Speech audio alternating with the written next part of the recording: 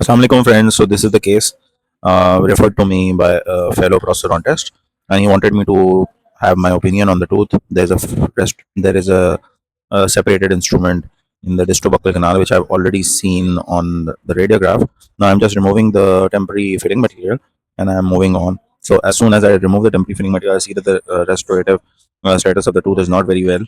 And see, now I've removed the cavity temporary restoration, and I can see there's something going on in the distrobuccal canal, near the distrobuccal canal.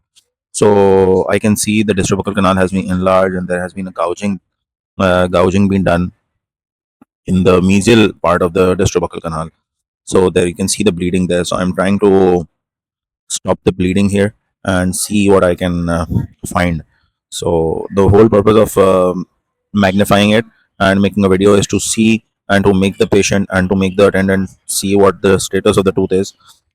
It was much easier to describe the prognosis if you've recorded the whole video. See, so I've magnified it, and I can see there's a bleeding spot, and I can see there's a file, a golden file and a silver file, both on top of it. So you can easily see that there is bleeding going on, and there's profuse bleeding.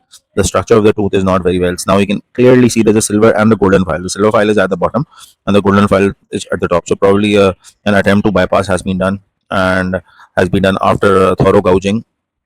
So this has led to a perforation and a secondary instrument separation. So here I would stop normally, and I would make the patient explain about the prognosis.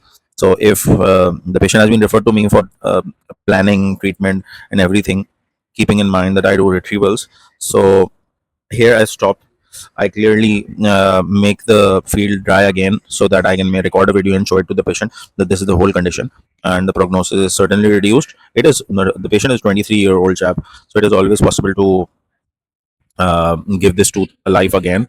But we need to tell the patient that if there is any sort of leakage from the perforation, however, there is less chances if you place MTA properly under magnification and illumination that this leaks. But again, if there is anything sinus tract after the treatment, after a few months of treatment, the whole treatment goes in vain. So, and to reopen this sort of tooth is like not viable. So before starting, we need to tell all the factors to the patient, because there is a financial cost involved. And again, after the financial cost involved and after the whole treatment, still the prognosis is not that good. So I explain each and everything to the patient, and